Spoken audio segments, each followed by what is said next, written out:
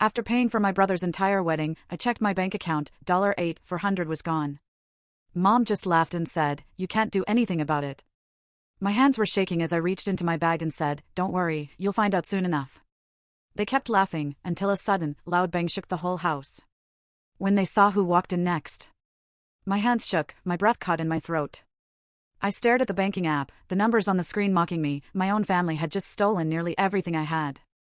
It was the morning after my younger brother Ted's wedding. My boyfriend, Ian, he's a lawyer, thank God, and I were getting ready to head back to Seattle. I just needed to pay the hotel bill. But when I opened my banking app, the number staring back at me froze me solid. $8,400 is gone, I whispered, my voice trembling. Gone. Just gone. Ian looked over my shoulder, then took my phone, his brows furrowed. The transaction history was a series of shocking transfers, $2,000 to my sister Amelia's credit card, $4,000 to her husband Nicholas's account, and another $2,400 to my mother. All of it happened last night, while I was in the shower. I felt completely numb. I didn't make these transactions. Ian's voice was low, edged with anger. Someone accessed your account, Anna. We need to call the bank. Now. Just as we made our way to the hotel lobby, my phone rang. It was my mother. The timing felt eerily off. Anna. Thank you for yesterday. Ted was so happy. Her voice was completely normal, cheerful even. I tried to keep my own voice calm. Mom, I need to ask you something. Thousands of dollars were transferred from my account yesterday. Do you know anything about that? There was a brief pause, then a bright laugh. Oh, that? It was actually less than I expected. Her words hit me like a physical blow. What do you mean? My mind went blank as she explained. Amelia saw your account had more money than she thought, so we decided to split it. Nicholas said you always have money but no real use for it, so think of it as a wedding gift for Ted. Ian, noticing my expression, moved closer. I put the call on speaker. Mom, that's theft, I choked out, my voice trembling. Oh, don't be so dramatic. We're family, aren't we? She scoffed. You always think only about yourself. You're single, you make a high salary. Of course you should help your family. Ian took the phone from my hand. Hello, I'm Anna's boyfriend. What you've done is illegal. Withdrawing money from her account without her permission is a crime. Her voice grew colder. Oh, the lawyer. Stay out of family matters, will you? I snatched the phone back. Mom, how did you access my account? I demanded. Amelia did it, she said, and then, she just hung up. We left the hotel, got into the car, and Ian silently squeezed my hand. Let's go to my parents' house, I said, my voice firm despite the raw wound in my chest. I want to hear the truth directly. 30 minutes later, we were standing at their front door. Before I knocked, Ian placed a hand on my shoulder. Stay calm. Don't let emotions take over. I nodded, took a deep breath, and knocked. Nicholas's voice came from inside, already laughing. My father opened the door. Oh, Anna, I thought you were leaving already. I walked straight into the living room. Amelia, Nicholas, and my mother were all there, their conversation abruptly silenced by my presence. Nicholas still had that smile on his face, a chilling reminder that I'd heard him laughing earlier. How did you access my account? My voice shook, but the question was cold. Amelia shrugged, utterly unbothered. In the hotel room, while you were in the shower. Your password was easy. You always use the same one. My voice was hoarse. Why? Nicholas, still lounging on the sofa, answered as if it were the most natural thing in the world. Why? Because we needed the money. You live a luxurious life alone, but we have kids to raise. Anger surged inside me. Don't try to justify stealing. My mother, in a tone meant to calm me down, said, Anna, don't make such a big deal out of this. My father, still seated, opened his newspaper, completely detached. Keep your voice down. Ian stepped forward, his voice steady. Anna has supported all of you for years. She gave Harry an expensive birthday gift, she bought Margaret a game console. Isn't that enough? Amelia scoffed. That's just her duty, isn't it? Anna's single, no kids. We have responsibilities. Harry's lessons, Margaret's school, all of it costs money. Nicholas, still with that infuriating smile, added, "It was only a small portion of your money anyway. You make a lot, don't you?" A flood of memories flashed before my eyes, like a dark slideshow. Amelia's list of demands for Harry's 10th birthday, with even the cheapest item over $300. I'd wanted to say no, but my mother's voice echoed in my head, "You're not going to give your niece anything? You're better off than the rest of us." And in the end, I'd bought an expensive tablet. Now, those moments looked completely different. I wasn't blessed, I was being used. "I want it back," I said firmly. "Every cent. Right now." Nicholas laughed again. "That's impossible. It's already gone. We used it for Ted's wedding gift, to pay off some debts, and a little shopping." "Shopping?" I asked, incredulous. Amelia chimed in, "The smartwatch Nicholas wanted. The same one you were flaunting." "Flaunting?" My head spun. That was a gift from Ian, to celebrate my promotion. Something precious to me. "Anna," my mother said, "you always overreact. We're family. It's only natural to lend and borrow money." "Lend and borrow?" Ian said, his voice sharp. "This is theft." My father finally raised his head, his eyes glaring. "Young lawyer, don't be dramatic. Don't bring the law into a family matter." I stood frozen. This was my family, the people I had loved and supported. But to them, I was just an ATM. "Anna, let's go," Ian said, placing a hand on my shoulder. "There's no point in staying." As we walked toward the door, Amelia called out from behind, "Don't be so mad. With your salary, you'll make it back in no time. And we truly needed that money more than you."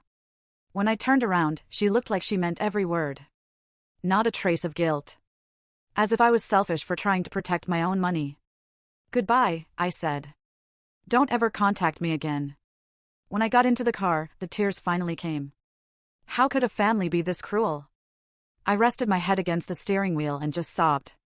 Ian silently rubbed my back. "Anna, I wasn't joking earlier. This really is a crime. What they did is illegal access and theft. But being family doesn't give them the right to hurt you," he said, his eyes serious. "Think about it. If a stranger stole $8,400 from your account, wouldn't you go straight to the police?" I nodded, crying. "Then why should it be okay just because they're family? If anything, they should be the ones protecting and respecting you." His words echoed inside me. On the way back, we decided to stop by Ted's apartment. He was supposed to leave for his honeymoon soon, but said he was still packing. When he opened the door, he looked tired. "Anna, what's wrong? I thought you'd already left." He took one look at my tear-streaked face and seemed to sense something serious had happened. $8,400 was stolen from my account. Amelia, Nicholas, and Mom and Dad seemed to be involved. Ted's face drained of color. "What?" I explained how Amelia had used my phone while I was in the shower. Ted silently held his head in his hands. "No way." He was at a loss for words. I knew Amelia and Nicholas had been talking about money a lot lately, but I never imagined they'd do something like this. Ian quietly added, "Mom and Dad said not to worry about it, because it was a wedding gift for you." Ted looked up, eyes filled with anger. "I didn't know anything. I never asked them to do that." "Anna, please believe me." "I do, Ted. I'm not blaming you," I said, placing a hand on his shoulder. "What are you going to do?" Ted asked nervously. "I don't know yet, but I can't just let this go." "Yeah, what they did was wrong," he said, choosing his words carefully. "But if possible, please don't do anything that will break up the family." "I'm not the one who broke this family," I said coldly. Ted gave a small nod. "I know. It's just..." He trailed off. "Anna, we should get going," Ian said, trying to ease the tension. Ted walked us to the door and gave me an awkward hug. "Anna, I'm really sorry. I wish there was more I could do." I gently patted his back. "I didn't want to ruin your wedding." "My wedding isn't as important as how you feel," Ted said, though his eyes showed hesitation. He was torn, wanting to protect me while also trying to maintain his ties with the rest of the family. Back at our apartment, we sat in silence for a long time. Ian was in the kitchen making coffee, occasionally glancing at me. "Feeling any calmer?" he asked, handing me a mug. I nodded silently, then said in a trembling voice, "I can't believe this. That this actually happened. I never realized they were using me." Ian held my hand. Because you're kind. Because you trusted your family. But this time is different. They accessed your account without permission and stole your money. Ian thought for a moment. Anna, this is clearly a crime. You have the right to take legal action. You mean, report them to the police? My own family? Yes. They're the ones who did something wrong. Not you. The next morning, Ian left early, saying he had some things to look into. I stayed home from work, spending the whole day just sitting in the apartment. In the afternoon, Ian returned. Take a look at this, he said, carrying a large file.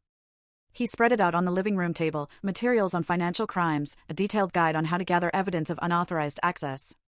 I consulted with a colleague at my firm who specializes in financial crime, Ian explained. According to her, financial exploitation by family members is more common than we think. Single, high-income earners tend to be targets. I flipped through the documents. Is all of this really necessary? They're my family. Ian looked serious. Anna, what they did was a crime. If you don't do anything this time, they'll just do it again. And next time, it could be for even more. So, what should I do? First, we collect evidence, he said. Bank statements, signs of unauthorized access, past transfer records. All of it. From that day on, I began reviewing my financial records for the past 3 years in detail. I sorted everything chronologically, bank statements, transfer records, emails, text messages. There's so much, I said in disbelief, opening the file. Just in the past year, the total amount I had sent or loaned to my family exceeded $15,000. The list went on and on. This isn't normal, I said as I looked at the list. This is one-sided exploitation. Another thing I noticed was the pattern in how they asked for money. They would start with sweet words. When I hesitated, they'd say things like, "We're family," or "You're more fortunate than us," to make me feel guilty. And finally, they would end with blame, "You're selfish." It was mind control. Over the weekend, Ian brought over a lawyer friend. Her name was Sonia, and she specialized in financial crime. Anna, this is a clear case of financial abuse, Sonia stated. Just because their family doesn't make it acceptable. But think about it, if this were about Ian and a stranger had stolen $8,400 from his account, what would you tell him? I'd tell him to report it to the police. And what if it were his parents or siblings? I fell silent. A crime is a crime, Sonia said. Being family doesn't mean they get a free pass. In fact, because they're family, it's an even deeper betrayal. Her words pierced my heart. Ian spoke quietly. Anna, I'll support whatever decision you make. But you're not alone. We're in this together. Because I loved my family, I had to stop their behavior. They didn't respect me, they ignored my feelings, and they had betrayed my trust. I made up my mind. Ian, let's do it. I'll report this to the Financial Crimes Division. He exhaled with relief. You're making the right choice, Anna. We scheduled an appointment with the Financial Crimes Division. The officer in charge was a woman named Taylor. Miss Moore, please tell me the full situation, she said. I began explaining in a trembling voice what happened on the night of the wedding, the $8,400 that vanished from my account, my family's reaction, and the pattern of exploitation over the last 3 years. Taylor listened quietly, occasionally taking notes. Ian sat beside me, adding technical explanations when needed. Do you have any evidence? Taylor asked. Ian handed over a prepared folder, bank records, evidence of unauthorized access, patterns of previous transfers, emails, and text message conversations. After thoroughly reviewing the contents, Taylor looked up. Miss Moore, this is clear evidence of financial crime. There are signs of unauthorized access, theft, and possibly long-term financial abuse. What happens next? I asked nervously. First, we'll begin a preliminary investigation that includes interviews with involved parties, gathering further evidence, and verifying the legal criteria for the crime. If enough evidence is found, we'll forward the case to the prosecutor. I took a deep breath. Will they be arrested? It depends on the circumstances. However, actions such as freezing accounts or seizing assets may be taken. The reality of the situation began to sink in. My own family might face legal consequences. Are you having doubts? Taylor asked gently. I shook my head. No. It's just, they're my family. Miss Moore, she said seriously, one of the most common cases we handle involves financial crimes committed by family or close relations. You are a victim. Please don't blame yourself. Those words felt like something inside me had been released. I was a victim, and victims have the right to seek justice. Please proceed with the investigation, I said with resolve. The next morning, my phone was flooded with text messages and missed calls, all from my family. The first was from Amelia. Anna, did you really report us to the police? They're saying our accounts might be frozen. I can't pay Harry's tuition or take Margaret to her dance lessons. I can't believe you'd do this to us. Next came a message from Nicholas, and then one from my mother. Anna, what have you done? The police came to the house. What will the neighbors think? You've brought shame to this family. Please withdraw the report immediately. Your father says his heart is hurting. What if something happens to him because of you? I replied with only one line, that's your own doing. I don't care. There was no going back to the version of me who allowed herself to be used. The next day, when I returned home from work, Amelia was standing in front of my apartment. Her eyes were red, her makeup smudged. Anna, she shouted the moment she saw me. Why are you doing this? We're family. Amelia, I said, keeping my distance. If you want to talk, I'll call Ian. That lawyer, she scoffed. He's the one controlling you. You weren't like this before you met him. You used to care about your family. Caring about family and being exploited are two different things, I said, my voice trembling. Exploited? Amelia raised her voice. All we did was ask for help. Now Nicholas might lose his job because the police contacted his company. What about Harry and Margaret? Have you even thought about them? At that moment, I felt a wave of pure, cold anger. Have I thought about them? I've always thought about everyone else. But did anyone think about me when you stole money from my account? Did any of you think about me? Amelia took a step back. For the first time, I saw fear in her eyes. You've changed, she murmured. That's right, I said. I have changed. Because I'm done being used. A few days later, Ted came to visit. I heard everything, he said, talking about the police investigation. Ted, I didn't have a choice. I know, but everyone's panicking, especially Amelia. She's scared for the kids. That's their problem. They're the ones who stole from me. Ted let out a deep sigh. Ted, are you taking their side?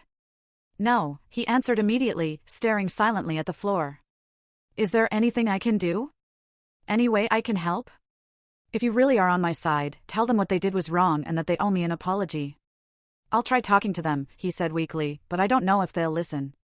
After Ted left, Ian wrapped his arm around my shoulder. Are you okay? Yeah, it just hurts seeing Ted caught in the middle. He didn't do anything wrong.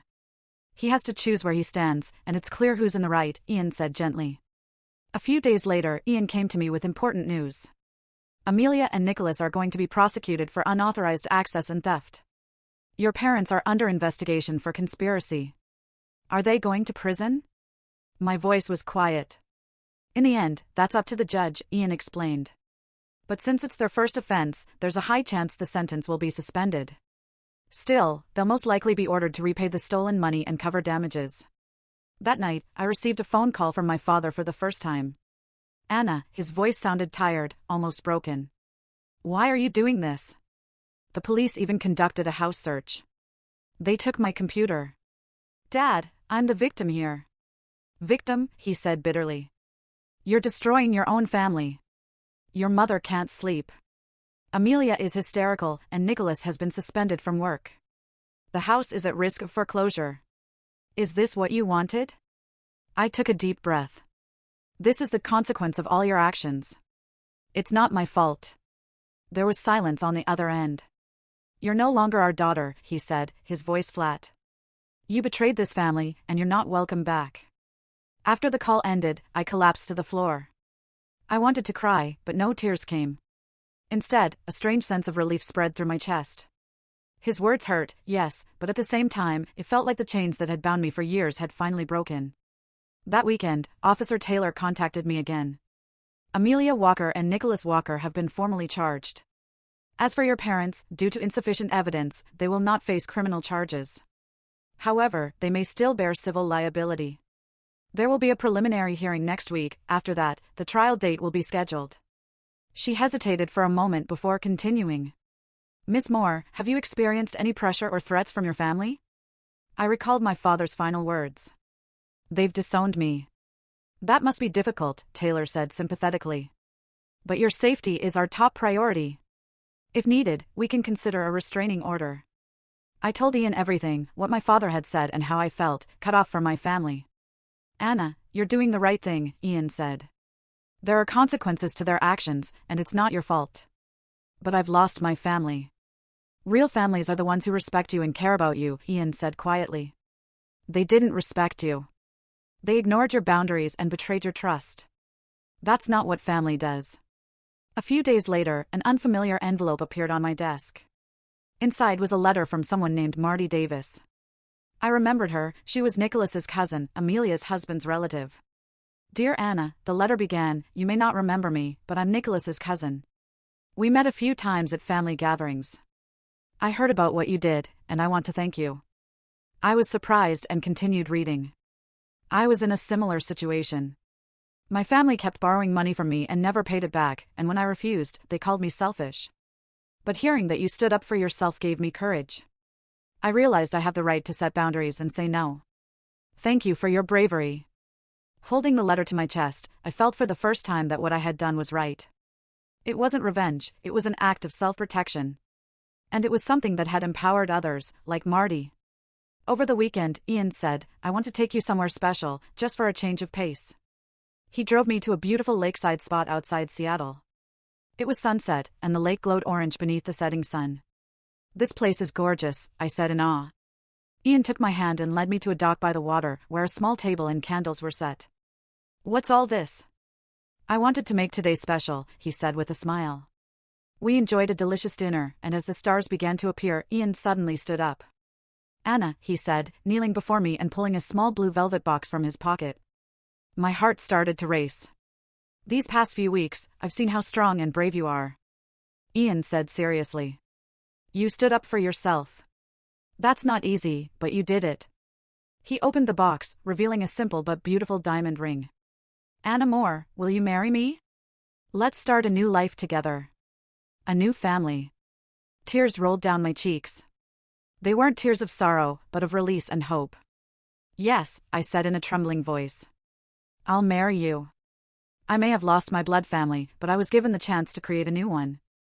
And this time, it would be a healthy relationship, one built on mutual respect.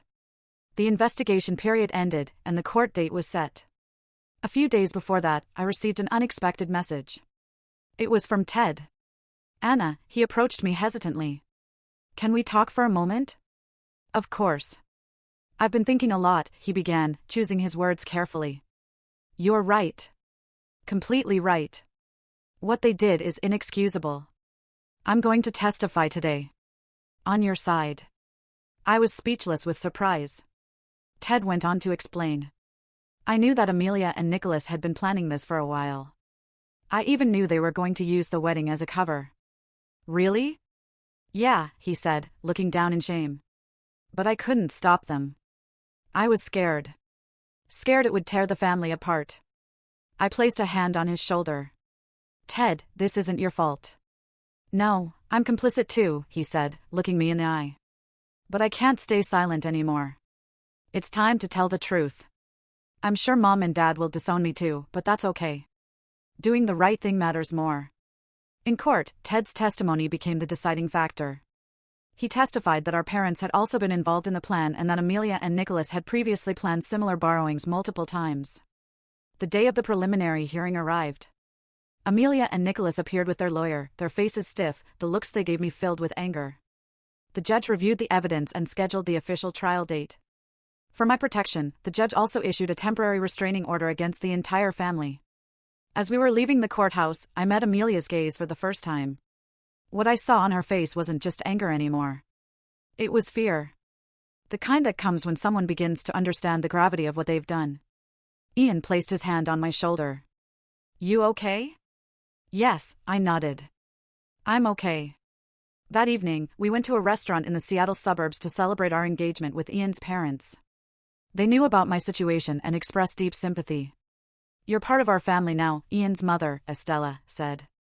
Family means taking care of one another and treating each other with respect. Tears welled up in my eyes at her words. It was the moment I truly understood what a real family looked like. As we left the restaurant, Ted was waiting outside. "Ted," I said, surprised, and hugged him. "What are you doing here?" "I heard from Ian," he said shyly. "Congratulations." "Really?" I looked at Ian, he was smiling. "He's your family. Your true family." "Ted, what will you do now?" I asked with concern. "I'll be okay," he answered confidently. "I'm planning to find a new job in Seattle." "In Seattle?" "Yeah," he nodded. "I want to be close to you. As a real family." His words filled my heart with warmth. I hadn't lost everything. I still had my brother Ted, and I was beginning to build a new family. A few weeks later, I received another message from Marty Davis. This time, it was an email. "Dear Anna, thanks to you, I've started reclaiming my own life. Your courage inspired me to say no to my family. I didn't take legal action like you did, but your story is reaching many people. You helped me realize that we don't have to silently endure exploitation just because it's done in the name of family." After reading her email, I took a deep breath. The knowledge that my actions were giving others strength filled me with warmth. And then, the official trial began. Amelia and Nicholas pleaded guilty during the arraignment. Their lawyer requested a suspended sentence, citing financial hardship and the presence of children. The judge considered all the evidence and mitigating circumstances before delivering the verdict. The defendants are hereby sentenced to 3 years of probation for the crimes of unauthorized access and theft. They are ordered to repay the stolen amount of $8,400 and pay $5,000 in damages for emotional distress. Furthermore, they must comply with a 5-year restraining order prohibiting contact with the victim. As I left the courthouse, I felt unexpectedly clear and calm. This wasn't revenge. It was justice. And it was self-defense. That night, the local news covered the case under the title, "The Reality of Financial Crimes Within Families." My case was introduced anonymously. It became a trigger for raising awareness about financial abuse committed by family members. After the broadcast, messages began appearing in my social media inbox. Strangers shared that they too had suffered in similar situations. "Thank you for your courage, you've given me the strength to stand up," messages like these poured in. Ian smiled beside me. "Look, Anna. You're becoming a symbol of hope for so many people." 60 days passed after the verdict, and the payment deadline came and went. Then, surprising news arrived, the court's orders had been enforced. Amelia and Nicholas's bank accounts were frozen. Some of their assets were seized to cover the damages. In addition, Nicholas's company terminated his employment. The reason? His conviction for financial crime. According to one of Ian's colleagues, their house was now at risk of foreclosure because of the court's enforcement. They could no longer pay the mortgage. Apparently, my parents were facing similar circumstances. Hearing all this, guilt briefly flickered in my chest. But I quickly recalled Ian's words, "This is the result of their actions. It's not your fault, at last, I felt like I had reclaimed myself. I could feel my life moving in a new direction, freed from the chains once labeled family. This time, I would build bonds with true love and respect.